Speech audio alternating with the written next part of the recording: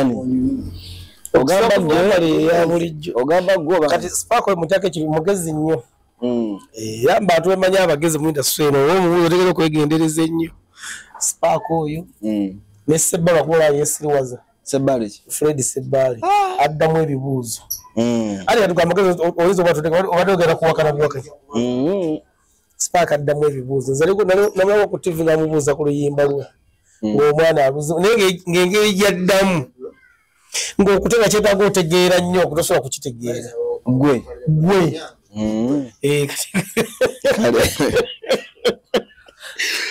Okay, tuli kusaabala eno naye tuli eri wa Bob Wine w'omukulembeze tuli wakati awo wetuti leo bali mukulembeze atwala ku kyebusabala banne boy muli bubi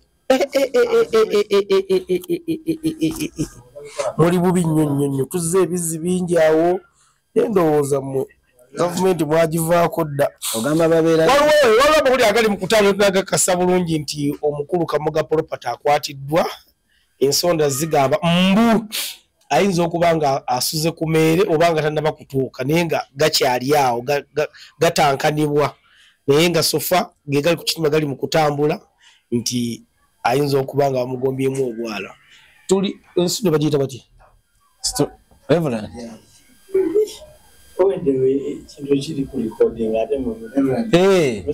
wete bwe tutambula terina linnya Kiti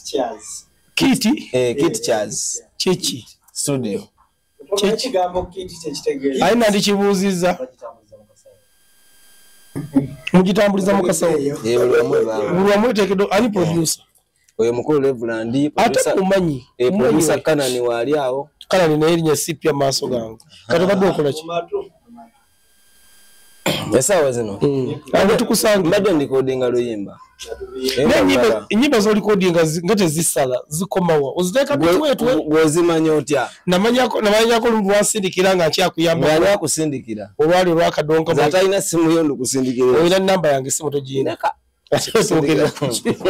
olina namba yange simu zenjirina obadde olikodinga luyimba ki lupya olina kufuluma luyimba ki oluvala opolomotinga kati abalogo mwero za muli busy abalogo babali nego oli timu balogo oli timu kikuba ebigambo byeyogera entandikwa yabyo eragirawo nti olina oludda lwogwako oludda olutegeeza ki anti bw'ogamba munaye gwe ennyimba abantu bonna zibayayaanira ate gwe tozimanyi ng'atoze tukole interview gwezekola nani nejje byekwaso muganda wo oba je byekwaso kazirukereke bulanzo manyi oluyimba olumu lwokka anti sigambe tisimanyi nnyimba zo manyi oluyimba lutya olwakunyumira kazirukereke bulaayi era tozaagala kiroto kyakafeero tolumanyi naluwulira omwana webudu tolumanyi naluwulira bannamasaka tulina amaalo tolumanyi naluwulira nakwata oluyimba lutya luli wakwata lukwata kati noluliro walita abalogo oza muli bize abalogo nekyeyapasoni muli bize eyo awakanya eddogo attention bwino nga nsumulula oyo jajja Lwediba Tony yanyumiza eddogo nga nze muwakanya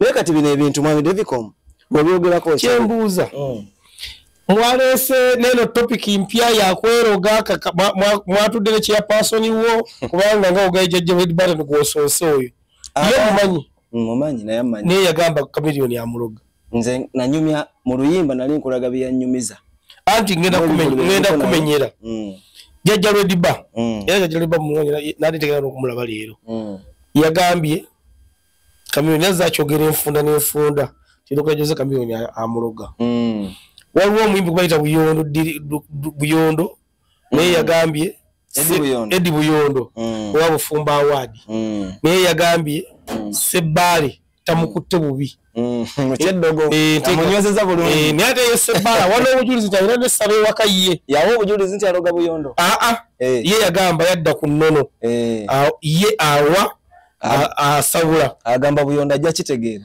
ye teyagambako Buyondo Buyondo yagamba nti enteekateeka agikutte kati gwe naawe ogamba abalogo yumula yabadde ani muyimbi we bali awo Mugema mukulu Mugema muganda wange oyo kati mwatudde nga akakundi kammwe mwebula abayimbi bannammwe akakundi akaawa ne begaka ndozo mwaka bagumwe mabega mwimbi kalo nantongo mumanyi bulungi yagamba stage yabanje yali amosi kati mwakisutudde gwe nga ko bonna ndowooza nge mutambuza amalogo ndowooza gwo kyasinzo kyuma mu mutwe gwe kyamaani nze Musa yajjo fiiririra abalala kati kyovala ba industry amanya kama tufu gwa jebibye kwaso igaine kundaga muntu si kyusa ebi abantu bayaye nosanga omuntu gwani nze Lubo wa David oli musajja naye nga yego David kom nga kuchabo yange business kyembadde njagalo era bebe mu lugaluga zoza kuneta ntala ngata ni aloga nkulaba n'ensimbi enganda ku mukono anti nze bo azensumulula nze siba kati tusumulule mwami Lubo tuwonya abaduyi mwe mpana zammwe wa mulogo gammwe febya fesi bya kusiranya jebbi nze kwetereza waka waffe kakati ogambye twakutaka kundi bachiya person yali kubatandikirako chiya person w'abalogo wengamba nti mwene chiya person muri busy emanyi okay wavudde ku kyokuvayo kubolimba nti abalogo olimba lw'abalogo olwo abayimbi abanyumiza ku mboozi eyo baali bangi nti abayimbi mweroga nti abantu babaloga jjajja lw'eribana aliko n'embivulu nanyumiza onali alimpa gwe takwasa nnaku kyogamba ekitone kye kyafudde takyaliwo ati mugane mudire ebiragalagala bimukozesa nebakwasa atawa kati nze nkozesa biragala ki simanya ati ntambula naawe Deviko mumanyi leka kulimba bantu anti solo kubanga nkumanyi nekatize buluma akasawa gutandika bwe nkulabiyeko wansakale ebbanga lyondabidde wansanga nywaki sikusanga nkujja ng'ogyeko amazzi naye alimpa mulana ebiragalagala anti kakati kyogamba ye yasooka ekyokubirabangako baali babikozesa kumusinga nga kati bamaanyi mu ggwanga ekyokubiri alimpa we bagamba mbu yafuna mu obutakkanya ne maama we n'amuloga mbulamukulimira byo biveeko bw'omala gakolimira kati alimpa yani amuloga ajja kubuulira n'engolaba naye nze kye nawulira biwanuuzibwa mbu kyava ku muyimbi yamufuuwayo naye si muyimbi oyo abantu tebamwogera linnya ate gwe bamugamba nkugambye biwanuuzibwa mbu kyava ku muyimbi yamufuuwayo ogambye twakutte akabinja naye kati kambuuzeemu omenye nze kati nze ne jjajja Lwediba ng'oggyeko okuba nti ffenna tuli bayimbi ki ekiyinza otugata tukola akabinja okwogera ku mboozi y'emu music kati bwe kibeera bwe kityo jjajja Lwediba we yayimbira nali mu primary naye bw'aba annyumiriza emboozi nga nze ne musinkana ekiri mu industry ne mmala ne nkirabako gwe n'oluyita olwali nalabye Zani Brown wamulabye sinakumulaba nkyala nno mulokole naye natidde yavudde n'alaga nti eddogo eriri mu music industry olina okusaba ennyo yazaalibwa mulokole ekyo simanyi bw'onooba omulabye yajja okunyonnyola naye nze namulabako nasabakoko naye mu kyakyawo ku Kampala Road naawe oli mulokole nze siri mulokole ndi mulokofu olwononyayo ki mu kyaki nsabirawo nali ngenze kusaba mutonze saagenda mu kyaki nze siriko kyaki muno yabalokole ino yabakatuliki ino bakristaayo mba nsaba mutonzi n'omuziki tebaba tebaŋŋamye nti vaamu ngenda nensaba omutonzi kubanga nze gwe ngoberera sokedde ku luyimba oluyimba abalogo wadde oli mukuntemyatemera abayimbi baziba kunyumiza bangi papa Abudumulaasi oyo yanyumiza emboozi twali mu saidi z'ekalangala eyo mu binazi nga tuyitamu nanyumiza emboozi paka mu Amerika ki nangayamuloga omuntu ayinza obutakugamba nti gundi naye aba amaze okubuulira tibamuloganga bw'obanga ovuga emmotoka ku luguudo n'olengere kuli mu maaso omanyi wano ffe tetwagala byanjwanjwa ng'esudde indikeeta kitegeeza egenda kola ki kuweta eyinza obutera mu kikuba ekiddako oba ekiddako oba ekiddako oba omaze okutegeera nti egenda kuweta kati oli bwakunyumiza ebanga indikeeta ebisiga toyinza mugamba naye munnange mukulu ayinza oba muloga tali omu Abdulasi nakunyumiza nanyumiza Sparka Sebabi yayimba Nina Kendya mazima lekangejje nafuna emirembe abanyumiza bayitirivu nnyo ate omusajja muyivu webale nnyo naye waba avuddeyo nakunyumiza emboozi Sparka obuzibu engeno okufuna jebbi mbanje amayife balako abantu bintu bya bulimba nze sina kya bulimba kyenkuwa kakati toyinayo omuntu yakunyumiza ku bayimbi abo nakula n'amuloga mba ngenze wala omanyi waliyo ekintu ekiraga newakubadde otegeera naye ate nekiraga nti ate gwe ayogera tokola ki Ovumanze. Sigamba gwe. Singa ntandika okwogera. Gundi yanyumiza kino nambula namuloga ng'ate yennyini. Ayinza oba yanyumiza ng'omuntu ategeera. Aye n'enva nze n'ekikuba ku mmeeza ng'ate takyogeranga. Ng'ate naye mulamu. Kiba kitegeeza nze ate ensusse we nina okukola ki. Yebbi industry y'abayimbi erimu eddogo according ku jingo gyeko abakunyumiza ku. Olaba abatunda ennyaanya. Industry y'abayimbi mweroga eddogo sufu. Dogo sufu. Naye si buli muntu. Oyinayo omuyimbi omugo omanyi gwa Kasanti Mulogo. Kasanti Mulogo. Ani. Banja ate somu. Agwe mpomu. Kale mpa basatu. Nze kale omuyimbi gwe nsinga okukakasa. Manyi wadde bambuuza nti Jebbi oyogedde ku ddogo naye nga nze soogera nko lutalo direct nti yandoga. Naye nze nayogera kigambo kimwe embuzi yansalira yaki. Oyinayo omuyimbi oyo gwe mmanyi yansalira embuzi nanjabiza olumbe nga ndi mulamu. Yakola ki? Yasala embuzi ne baabya olumbe nga nvudde mu kibiina ne bagirya oba yali ambiriizi oba yali lulimi oba yali mutwe oba yali bugere oba yali byenda kyonna kye yalya. Embuzi yakwata ssente ze mu nsawo n'obujulizi we buli era bwe yagagenda onoonyereze bannawandagala abakyali baavuddeyo okwogera bagamba baagirya ku neekulisa. Nawandagala yagambye atya? Embuzi kituufu baagisala. Nawandagala yagambye ka video kayina. Kuwe kali. Ogera kansindi. Olya bulungi agenda munoonye oba noonya la bongo. Andi kawe mukola. Wewe yamejja ko interview. Sina kuyekola nengo jeko jingi ne focus. Kyejagala. Kyesagala. Nze sagala ku channel yange. Muntu kuwayira muntu. Tedi gwe mpayira. Kubanga wotwa video eyo. Tuji enyamba kubanza sina kuyekola nonye na wandagala. Nayo mujjeko interview. Ononye lutalo mubuze. Mujjeko na hii interview. Ali kikolwa kyaki. Sicho kinebuuza gwe kigoza yali akola ki? Simanya nti simanyi ya kwanza saliwo. Yagula embuzi. Nibagisala ku sente ate mbu yali ya bulaka. Kubanga ekyo bujulize yabolese ku comment yabadde Trevor. Trevor yali avuga lutalo. Comment ojina. Ngeno kebere katerega ku YouTube. Ogenda mulaba. Yali Trevor yali avuga. Ebintu ebirimu ebirumira bingi. Temuli kirumira. Gwe yagala birumiza kubanga olina gwe yagala okuwolereza. Ani. Ati kwa toli kunze nkuwa bwino wange ate golinga oloya. Okusaba video njuwa abalabi bange. Gwe video. Okusaba nze njogedde nze video. Nze ndeso obujulizi tuli mu court. Lutalo. Nkugambe yasala banko nakubuza ekibuuzo. Ti mu industry mu yabayimbi. Oyinayo omuyimbi gwomanyi yansalira embuzi. Nga yakuloga. Yansalira embuzi. Ani. David Lutalo. Walogenze ko musaba. Sigenda ngayo. Wategera dintu bitala akuloga. Ekizibu ekiri mu bantu ekigenda kisumbuwa buli muntu wano mu Uganda n'abalala. Naye ate nebaza Katonda era mutonzi gwe nayogera nga ntandika bino ambeereddewo paka kati. Nagamba bwe mba nnimba mutonzi answaze ne bwe njogera tebabimanya. Ne ngamba naye bwe mba njogera mazima annyongera amaanyi n'ensemanye era kyakoze. Abantu batambulidde mu mbeera z'obwana obuto. Mbubono yogera ku ddogo nga bajja bakugamba wamanya otya. Ebyo bya kito. Ensi tatambulira mu masabo gokka. Ensi abantu bangi balina okumanya okwenjawulo mutonzi bw'aba yabatonda. Bingi byosobola okumanya nga togenze mu ssabo naye nga ate oli awo. Okugezanga ekyo kyenkunnyonnyola.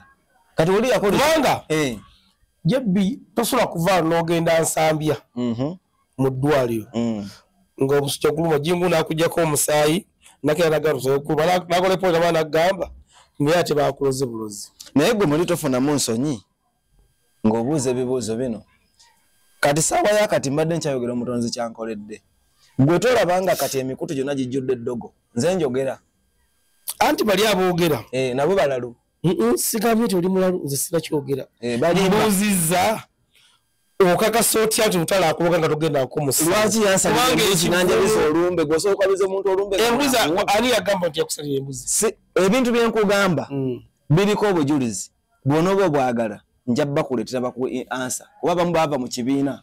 N'abata ezo mpalana kati. Empalana ezaaki? Ezo mpalana. Nani awala nani? Embuzi kitebanga kye yakusalidde embuzi. Emyaka giri mu 10. Wakitegeera ddi? Nakitegeererawo. Ng'akusalidde mu lunaku olwo nga yakakikola. Mwava ku ky'okusalira 2013 mu Gw'omusanvu. Mwava ku ky'okusalira embuzi. Nze nava ovi mu kibiina. Ne ngamba nze ngenze sijja kusobola mbeera zammwe. Era namuweereza n'akamesegi.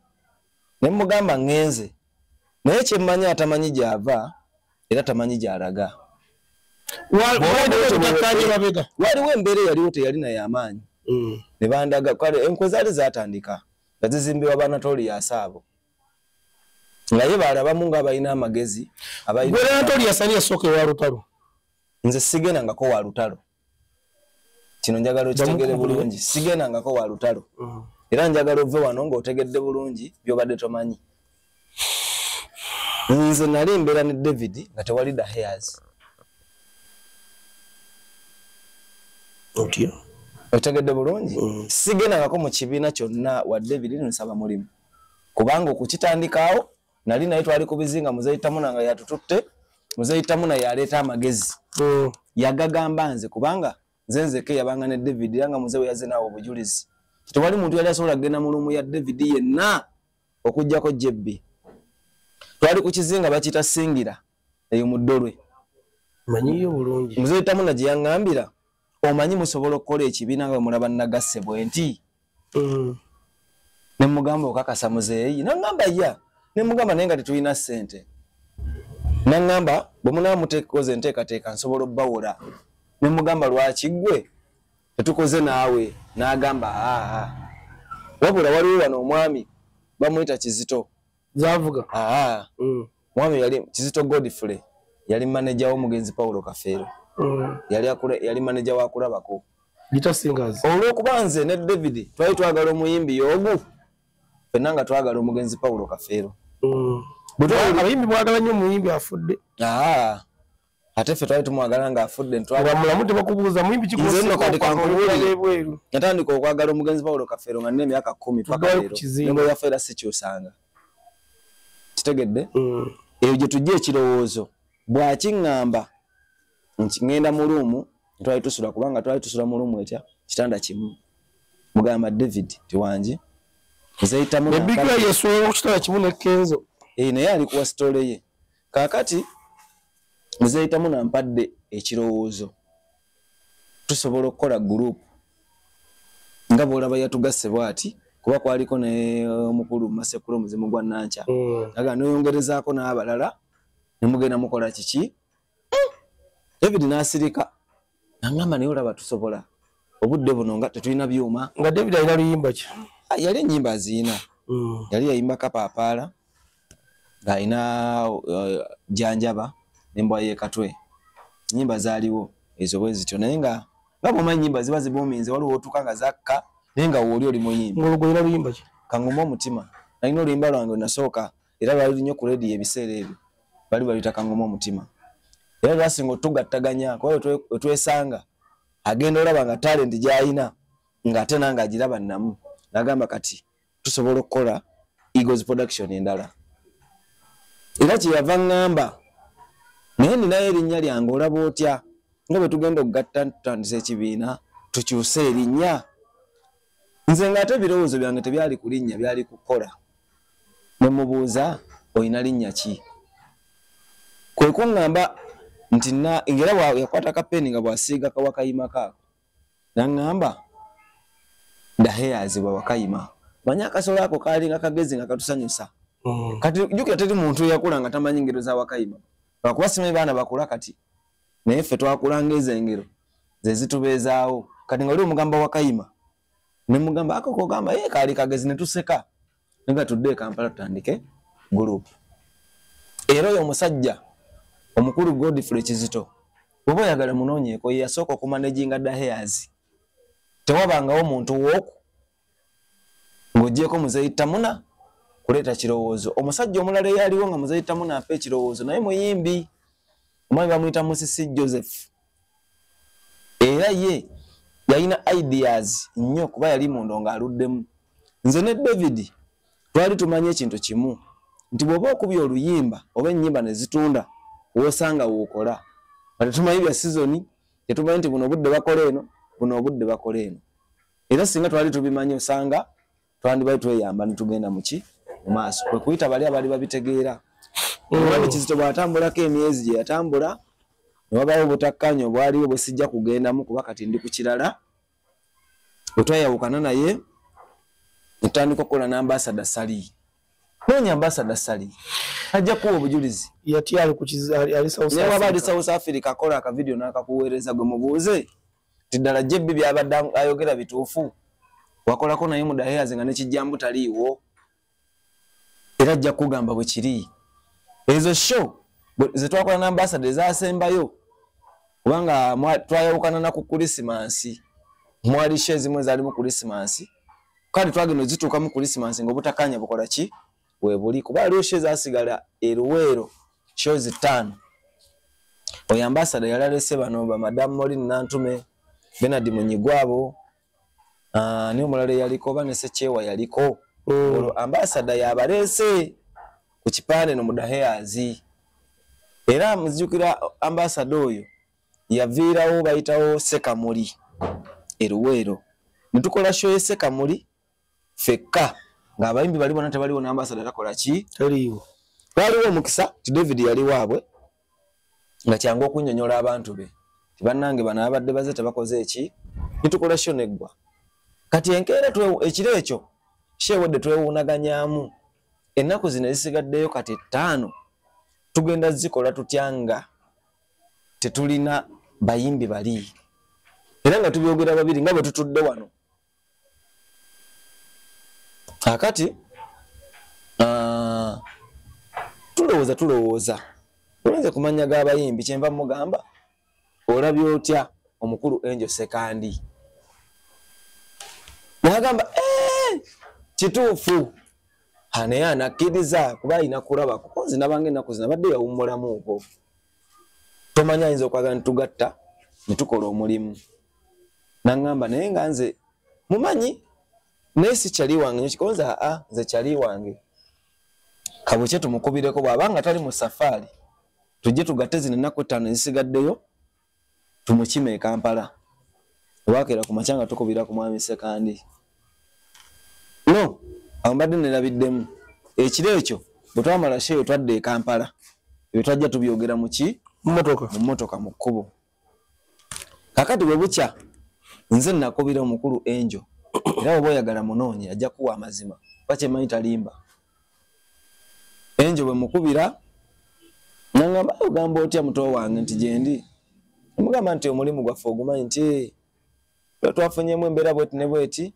naye tulinayo shows 5 basaba otukolereko ziggweyo ezimala okuggwayo tukole ekipande ekirala nga naawe kwoli oba tutulemu mu meeting tulabe enkola gye tunaakola ki tunaakola emirimu Sekandi n'agamba kirungi wendi e Kampala siri mu ki safari ne mugamba kati oba osobola weetegeke tugenda kujja ne David ku ssaawa nga 7 tukupiikinge twogere namu tutambule tugende gye tugenda okukola ki okukola ko yeye nti era bwe kyali omukulu Sekandi twamukima ne David ku Hollywood Katwe era abantu abameka